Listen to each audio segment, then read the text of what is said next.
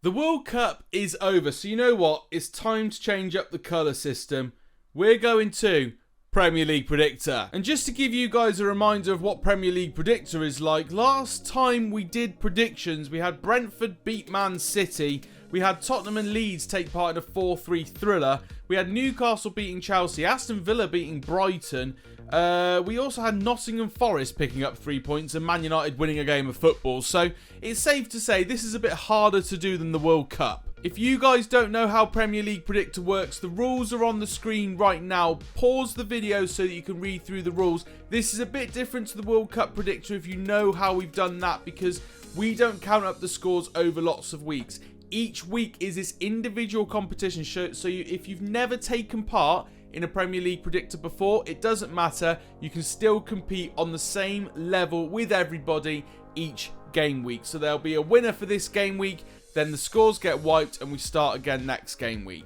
With all the housekeeping out of the way, let's get back into one of my favourite series. So my game week 16 results look like this. It's not a pretty picture, and it's safe to say that that game week was very hard to predict. I got 4 points in the end, which puts my season total on 94 points.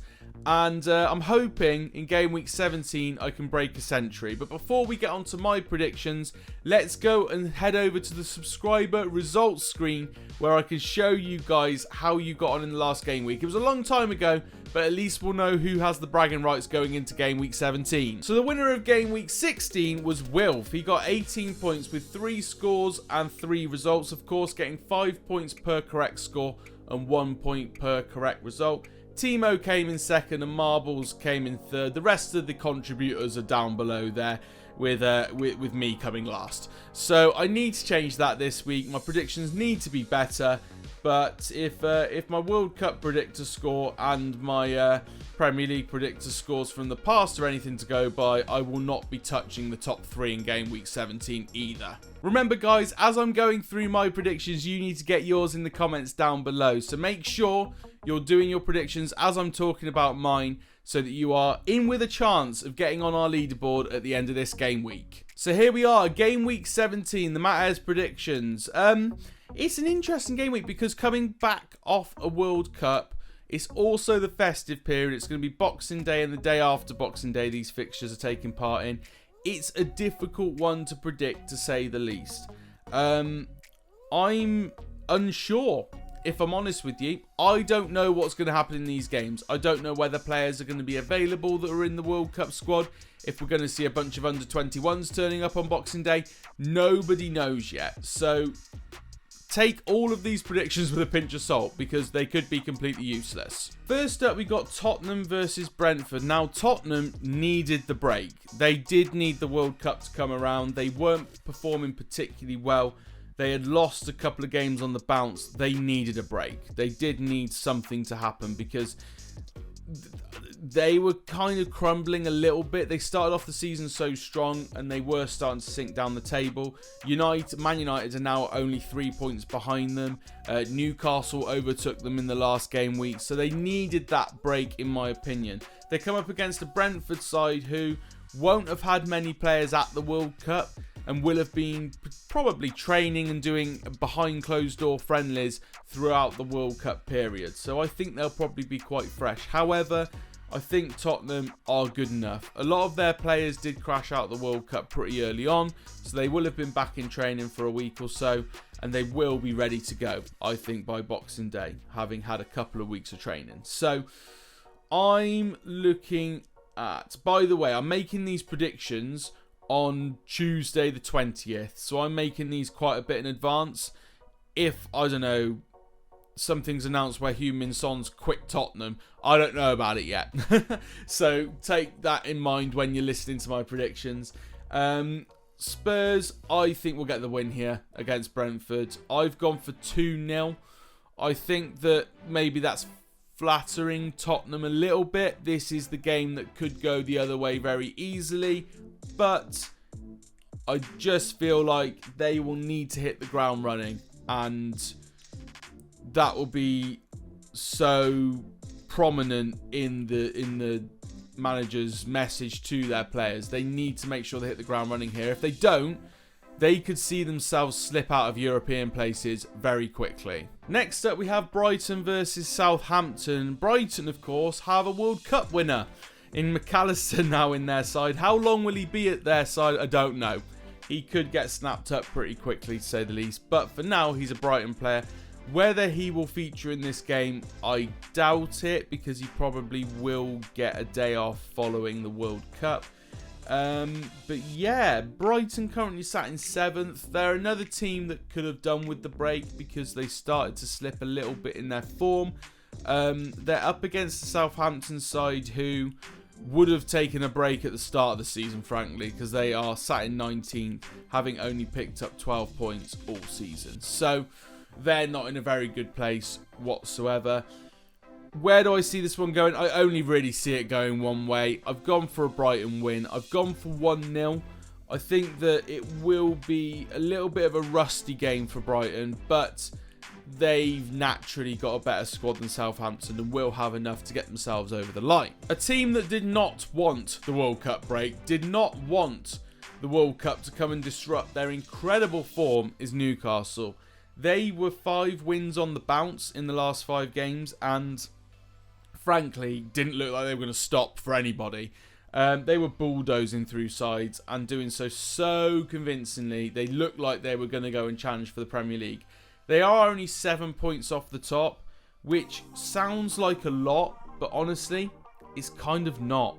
At this point in the season, and with what's happened to Arsenal during the international break, Newcastle could catch them up quite quickly, I believe. So, Newcastle versus Leicester. Again, this fixture I think is pretty straightforward. Leicester actually are another team that didn't want that World Cup break. They started to pick up some form. They only lost 1 game in the last 5 and won 4 of them. So they were very much in the driving seat after a very rough start to the Premier League and probably didn't want that break, especially with James Maddison flying out with England and not getting a single minute at the World Cup. He's probably quite frustrated coming home on that plane. So I'm going to go for Newcastle. 2 teams that are in form. I don't think Leicester have really got what it takes to stop this Newcastle side. This Newcastle side are pushing for the Premier League. They are. They're at least going to finish top 4 this season, hands down for me. So I've gone for 3-1 to Newcastle, and they're definitely going to be a team to watch for the second half of this season. Crystal Palace versus Fulham. Crystal Palace are another team that are doing all right in the form table before the World Cup, having won 3 out of the last 5. Fulham had not lost in 3 games as well, so both teams doing reasonably well if you're looking at immediate form. Where do I see this game going? I can only really see it going one way. I think it's going to be a draw. It's probably going to be the dullest game on Boxing Day. I've gone for 1-1. I don't really have much to say on it, if I'm honest with you, so that's the prediction. Wolves are slap bang the bottom of the league at the moment. They've only got 1 point out of their last 5 games, which is embarrassing, really. They're up against an Everton side who are also in a relegation battle. Only 4 points between the 2 teams. So if Wolves win this, they are literally right behind Everton. So they could really do with getting those 3 points. However, that's not what I've predicted. I have gone for a 2-2 draw. I think that it will be a reasonably tough game. I can see both teams having some gaps at the back. And there being a couple of goals flying in. But I just don't think there's anyone on either side that can be the difference between Wolves and Everton. They're 2 quite evenly matched sides at the bottom of this league. So I've gone for 2-2, a point each. I'm not sure either team would be happy with that result. Now, will Emiliano Martinez start for Aston Villa against Liverpool? The likelihood is no. I don't think he will. I think he'll be given a break, which Aston Villa could do without, really, because Liverpool are not a side you want to face without your first choice goalkeeper. I think that Liverpool would have taken time over that World Cup break to regroup a little bit. The start of their season hasn't quite gone the way they want it to. They're not up there battling for the league this season. They're battling for 4th place, in my opinion. So they need to really now focus on getting points from every single fixture to ensure that they are going to get into the Champions League next year. Do I think they'll make it? It's between them, Tottenham and Man United, in my opinion. I don't think Chelsea are in the race this season. And yeah, other teams are far too far away from them. So it'll be Tottenham, United, Liverpool challenging for that 4th position. And Liverpool at the moment look like the team that are third favourites to get there. So they need to do something about it. I have put them down to get a 2-1 win against Aston Villa.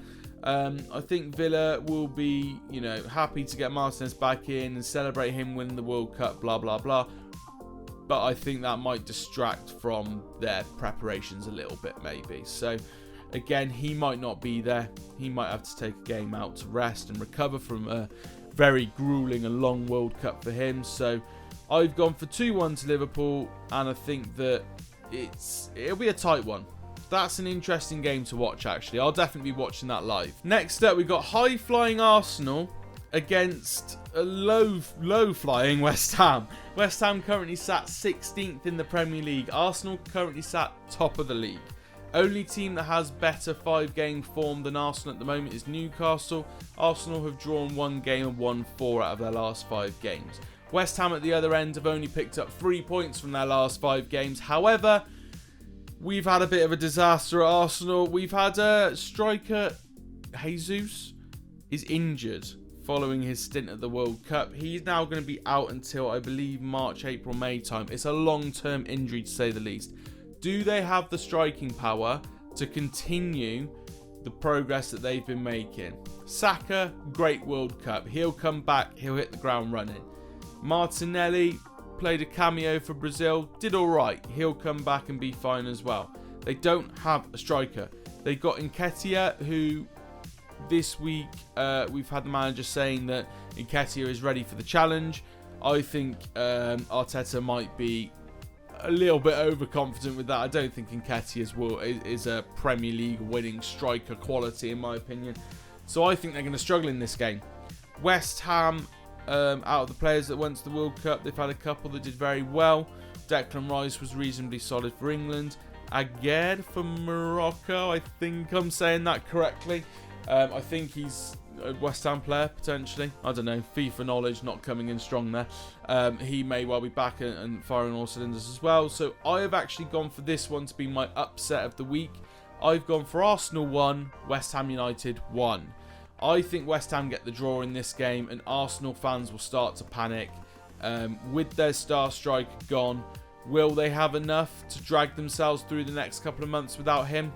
I don't know. Chelsea, Bournemouth next then. So Chelsea are currently sat in 8th with Bournemouth down in 14th. Chelsea have been begging for a break in the Premier League season for a while since Potter took over. They're currently only 2 points from the last 15 potential points. They have been shocking recently and they were desperate for a break. A lot of players from Chelsea did go out and perform reasonably well at the World Cup. But overall, they needed this break as much as anybody, in my opinion. They're coming up against the Bournemouth side, who again will have just been training this whole time. They didn't really have many people going to the World Cup. They will have been training constantly and they will be ready for this battle. I think Chelsea pip it though. I think that Potter's had enough time with a chunk of his squad to be able to sit down and try and get them playing the way he wants them to. And the break from the World Cup was exactly what he wanted and needed. So I've gone for a 1-0 win to Chelsea. I'm hoping they do get back round to things because I do like Potter as a manager and I don't want to see him be another one that just gets sacked quickly. Cue me missing a news story somewhere and he's already been sacked. Man United versus Nottingham Forest then. There isn't many sides in the Premier League that you'd want for your first game other than Nottingham Forest. Maybe Wolves on current form. But overall, they're kind of a decent one to come back to. Man United had a lot of very decent performers at the World Cup. Casemiro was insane. Centre-back partnership of Martinez and Varane were both in the World Cup final. We've had a lot of players go and do some good things at the World Cup, so it would be good to see Man United come back and really push on and challenge for that top 4 position this season. Erik ten Hag did go away and do some friendly matches over in Spain and lost both of them, but the majority of the squad was youth players. Ander Herrera has come out recently talking about the club, and he was in tears during an interview on a Man United podcast where he was talking about how he left the club and how he felt a little bit mistreated. He got Fans Player of the Year, and then he wasn't offered a new contract and had to leave. And he didn't really get a goodbye. He just kind of disappeared. It was a very weird scenario. A lot of United fans thought something might be going on behind the scenes, but it sounds like it wasn't. He just wasn't offered a contract. And he was one of my favourite players, and he broke down in tears on the podcast, and that wasn't a nice thing to see at all.